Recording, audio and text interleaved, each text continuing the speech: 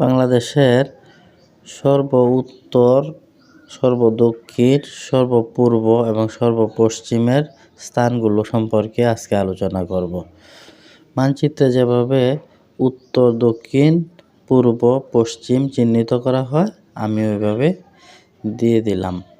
বাংলাদেশের সর্ব উত্তরের জেলা পঞ্চগড়, সর্ব উত্তরের উপজেলা তেঁতুলিয়া, সর্ব উত্তরের স্থান বাংলাবান্ধা, এটি একটি স্থলবন্দর।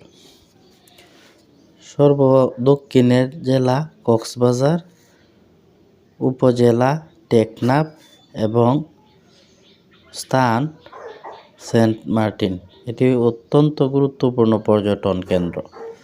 সর্বপূর্বের স্থান জেলা বান্দরবান, উপজেলা থানচি এবং স্থান আকাইনটন। আকাইনটন খুবই গুরুত্বপূর্ণ একটি পাহাড় ঘেঁষা অঞ্চল।